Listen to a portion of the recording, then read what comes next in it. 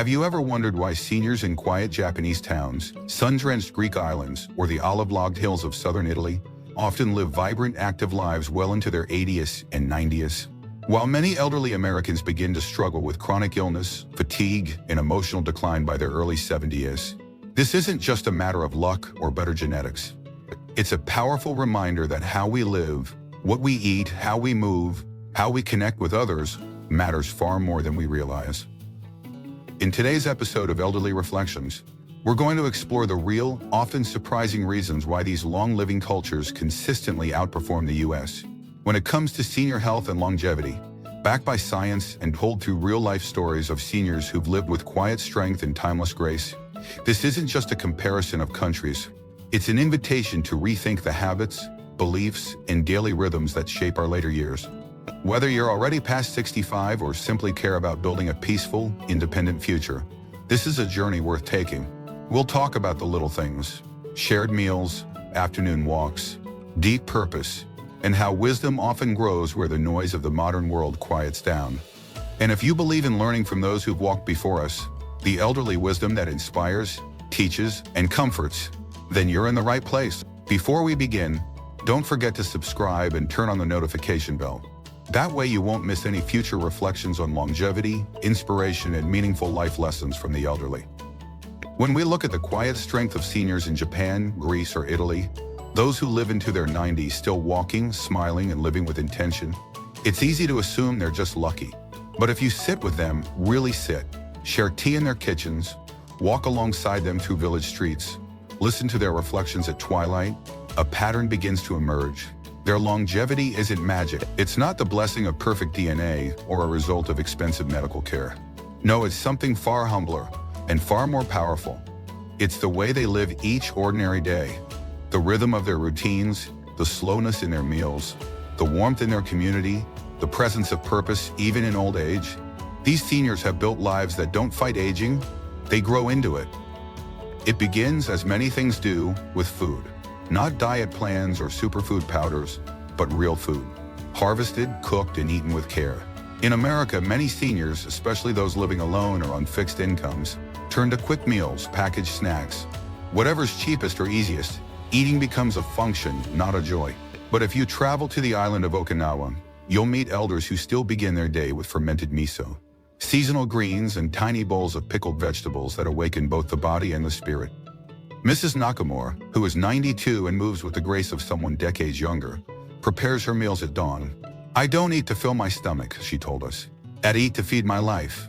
She bows before her first bite, not as a religious ritual, but as a simple, and that attitude of nourishment rather than consumption changes everything. It's echoed in Sardinia, where bread is still made by hand, and in the Greek island of Icaria, where olive oil, legumes, wild herbs, and laughter are daily staples. In contrast, Mr. Raymond, a 74-year-old widower in Minnesota, told us that for 2 years after his wife passed, dinner was often nothing more than crackers and cheese in front of the television. "I wasn't hungry," he said.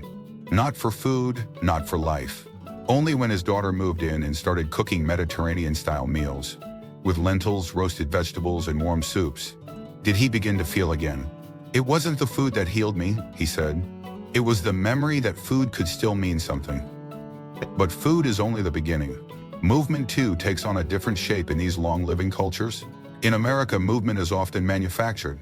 Seniors are encouraged to join gyms, take up fitness classes, follow online routines, but it becomes another task on the list, something to check off rather than something to live through. In Sardinia, Pietro, who is 86, wakes at sunrise and walks steep hills to care for his goats. He doesn't count steps. He doesn't wear a fitness tracker. He simply moves because life calls him to. "My body works because it has work to do," he smiles. In Icaria, women sweep patios, carry baskets, dance at festivals without counting calories burned. Movement there is natural, tied to purpose, not performance. Meanwhile, across the ocean, many American elders are stuck in chairs, not because they want to be, but because their environments and lifestyles allow it. The CDC reports that over 35% of Americans over 65 are physically inactive. Not just tired, but stagnant. They live in neighborhoods without sidewalks. They rely on cars. They stay indoors out of fear. or habit, or lack of invitation. But what if we designed our lives more like Sardinia, where walking to a friend's house is as normal as brushing your teeth, and where every hill, every chore, every trip to the garden becomes a way to stay alive? The real heart of longevity, however, may lie in something less visible: the strength of social connection. In Okinawa, every elder belongs to a moai, a small, lifelong group of friends who check in daily, not just to say hello, but to ensure everyone is well, emotionally and physically. In these villages, no one grows old in isolation. Children run through their grandparents' gardens. Neighbors cook extra just in case someone stops by. The old are not feared, pitied, or warehoused. They are woven into the fabric of daily life. Mr. Yanis, 89, told us, "I don't worry about dying. I worry about missing lunch with my friends." That level of belonging creates a kind of emotional armor, a buffer against the loneliness and despair that so often chip away at health. Contrast that with Miss Linda in California, 77 years old, who described the sound of silence in her senior apartment complex as the loudest thing I hear. She used to host dinner parties. Now she eats alone, scrolling through old photos. Sometimes, she said quietly, "I feel like I'm the last one left." It wasn't until she joined a community gardening group that her spark returned, not because of the vegetables, but because someone remembered her name. In these reflections, we begin to see that aging well has less to do with avoiding death and more to do with embracing life. And part of that embrace is waking each morning with a sense of meaning.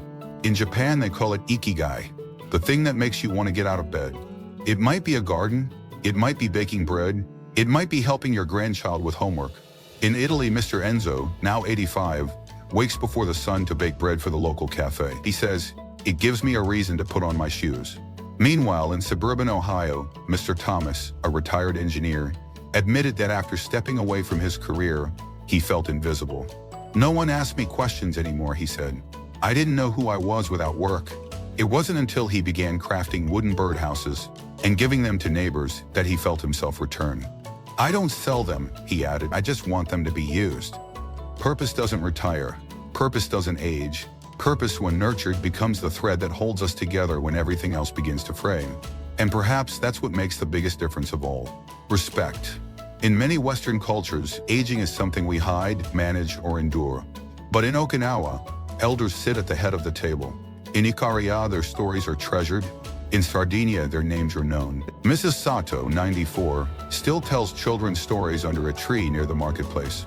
"If we don't share," she says, "then we vanish twice. Once in death and once in memory." Compare that to Mrs. Joan in Boston, who shared, "I haven't been asked for advice in years. Sometimes I think I could disappear and no one would notice until the mail piled up." This is not just a cultural gap, it's a health gap. Because when a senior feels invisible, they stop trying. But when a person feels respected, they rise to meet it. That's the essence of elderly wisdom. It reminds us that longevity is not the finish line of survival, but the art of still being needed. So what can we learn from these elders? What small shifts in how we live, eat, move, and connect could begin to change our own path toward aging? The answers may not be found in a hospital, but in a garden. Not in a pill bottle, but around a table. And perhaps not in the noise of youth, but in the gentle reflections of those who've lived longer than we've listened. In the next part, we'll go deeper. We'll explore the cultural, economic, and emotional pressures that shape how American seniors age, and why they so often lose their independence, their confidence, and their sense of identity earlier than they should. Stay with me, because the next chapter of this story is one we all need to hear, whether you're 68 or 38. In the previous part, we explored the quiet beauty of long-living elders in Greece, Japan, and Italy, and how their habits, from mindful eating to daily movement and a sense of belonging, shape their remarkable longevity.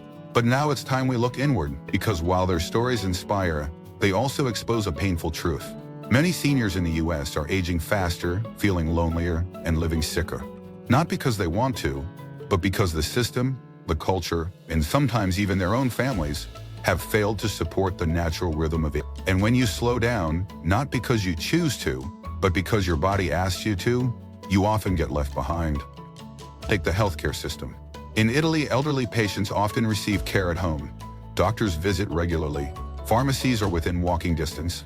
In Okinawa, village clinics are community-centered, and elders are treated as living treasures, not burdens. But in America, healthcare for seniors can feel like a maze of forms, wait lists, rushed appointments, and impersonal procedures. Miss Geraldine, 79, who lives in rural Arkansas, shared, "Sometimes I have to wait 2 months just to see my doctor. And when I do, he's looking at his screen more than at me." That sentence alone says everything about what's missing. Not medicine, but presence.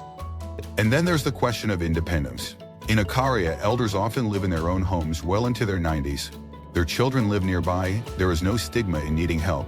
But in America, aging is often equated with decline, and decline leads to the dreaded fear of being a burden. That fear sadly has created a culture where many older adults feel like they have to hide their struggles, or worse, push themselves to exhaustion just to prove they're still capable. Mr. Leo, 72, shared with tears in his eyes, "I live alone. My kids check in once a month. I don't ask for help because I don't want them to think I'm slipping." He had fallen twice in his bathroom, but never told anyone. Not out of pride, but out of fear. Fear that one day he'd be moved into a nursing home without warning, without a voice. That fear isn't unfounded. America has one of the highest rates of nursing home placement among developed countries. While some are well-run, many facilities are understaffed, overstretched, and more focused on liability than humanity. And for many elders, being placed in a home is less about safety and more about exile. Mrs. Ann, 85, who now lives in a long-term care facility, said, "I used to be a teacher. I raised 3 children. I was somebody. Now I'm just room 314. That loss of identity, of being seen, valued, and heard, is perhaps the most damaging thing of all." In Japan, elders are not stripped of their identity as they age. In fact, aging adds to their worth. Every wrinkle is a line of wisdom. Every story is a lesson. But here, growing older often feels like disappearing. Youth is glorified, aging is airbrushed out of the picture. And when you feel erased, your spirit starts to retreat long before your body does. Loneliness makes it worse. A recent study showed that nearly 1 in 4 Americans over the age of 65 report feeling socially isolated. That's millions of people waking up each day with no one to talk to. No one checking in, no one to say, "I see you." And it's not just emotional. Chronic loneliness is now linked to heart disease, cognitive decline, depression, and early death. It's in this loneliness that many American elders lose the most precious part of themselves. Their confidence to engage, to explore, to try new things, confidence to say, "I matter." Without that, motivation dies. And without motivation, even the healthiest body begins to falter.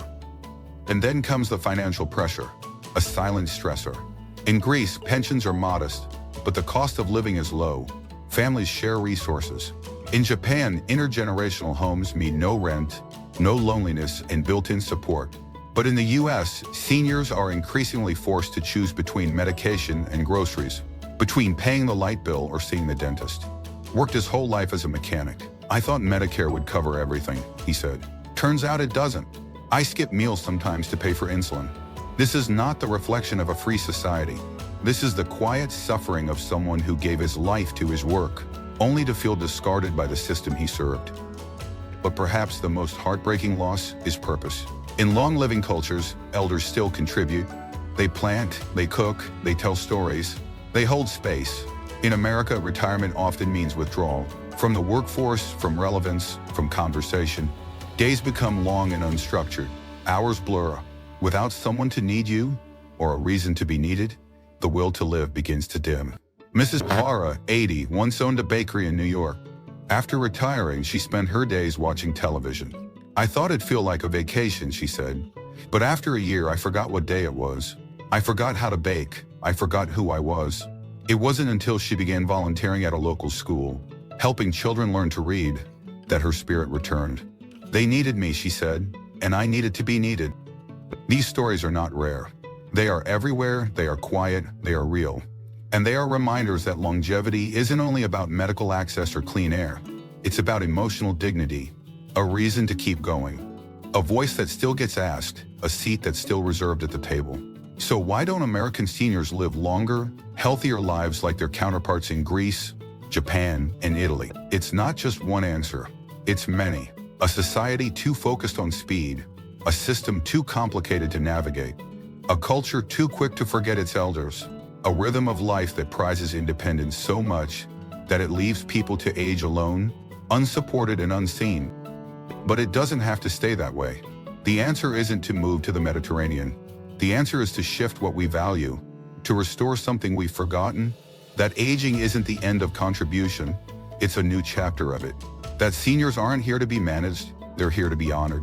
And that every elder carries stories we haven't yet heard, lessons we haven't yet learned, and a presence that still has power. In the last part, we'll look at the way forward, the habits, the daily practices, the mindset shifts that seniors in the U.S. can adopt to build not just a longer life, but a better one. From how to reconnect with purpose, to rebuilding relationships, to designing an environment that makes aging feel rich, not reduced. You'll hear stories of American seniors who turned their lives around at 70, 80, even 90. Not because someone saved them, but because they chose to live differently. Because no matter where you live, it's never too late to begin aging well. If in the first chapter of our journey, we explore the everyday habits that keep elders in Greece, Japan, and Italy vibrant well into their 90s, and in the second, we face the difficult realities that many Americans see, and that shift, even if small, can open the door to a life that feels not just longer, but fuller. It begins with the food we eat. You don't have to live on a Mediterranean island to eat like one. Even in a small apartment in Detroit, a quiet change at the kitchen table can bring life back into the body. Dr. Stephen Blake, a geriatric nutritionist, says, seniors who move from processed meals to whole, plant-based diets often see better energy, digestion, and blood pressure in just a few weeks. Miss Alice, 75, from New Jersey, proves it. After years of frozen dinners, she began growing herbs on her windowsill. She started cooking again, using olive oil, beans, garlic, and lemons. I thought I'd lost that part of myself, she said. Turns out, it was just asleep. The same goes for movement. Not the forced kind, but natural movement tied to life. Dr. Karen Moore, a physical therapist for seniors, reminds us, walking to the mailbox, sweeping the porch, planting flowers, it all counts. That's what Mr. Harold, 81, from Kansas, discovered. After a minor stroke, he began walking to the mailbox, then to the park, then around the block. I wasn't exercising, he said. I was remembering who I used to be. Now he leads a walking group. They don't move fast, but they move together. That word together might be the most powerful medicine of all. Loneliness is a silent illness, and connection is the cure. Miss Gloria, 78, joined a storytelling group at her local library. I didn't think my life was interesting, she said. But then I shared a memory and someone cried. Now she leads the group. We don't just talk, she said. We remind each other we're still alive. And that is the foundation of purpose. Not big dramatic purpose, but daily purpose. Like Mr. Eduardo, a retired history teacher who now tutors kids in his neighborhood. No one asked me questions after I retired, he said. Now they do, and it makes me feel useful again. Or Miss Lorraine, 89, who started cleaning the sidewalks in her Wisconsin neighborhood after her husband died. I needed something to care about, she said. Now people show up every Sunday with rakes and gloves. I didn't expect it to change my life, but it did. These stories remind us, aging isn't about shrinking, it's about shifting. You can still eat with intention. You can still move with grace. You can still create, teach, laugh, remember, belong. You can still surprise yourself. A long life isn't made by years, it's made by mornings with meaning. That might mean planting tomatoes, writing poems, baking bread, calling someone who's waiting for your voice. Here's how to begin. Eat one real meal each day. Cook slowly, eaten gratefully. Move a little more, not because you have to, but because your body remembers how. Say hello first. Someone's waiting. Make something not perfect, just true. Share a story, because someone needs your memory more than you know. And forgive yourself for slowing down, for forgetting, for not starting sooner, because today is still yours. So if this quiet reflection, this invitation to live more deeply, age more freely, and love more openly, has moved you in any way, I invite you to share it with someone you care about. Because what we've learned across this journey is simple, but powerful. Elders in places like Japan, Greece, and Italy aren't living longer just because of how they live. They eat real food, they move with meaning, they stay connected, they remain useful, and they are respected for their wisdom, not pushed aside because of their age. In contrast, many seniors in the U.S. face loneliness, invisibility, and a loss of purpose far too soon. But change is possible, right here, right now, through small, consistent choices. You don't need to move across the world to live longer. You just need to remember that your life, your presence, your story still matters. So let this be your reminder. You are not done. You are not past your prime. You are not invisible. You are still growing.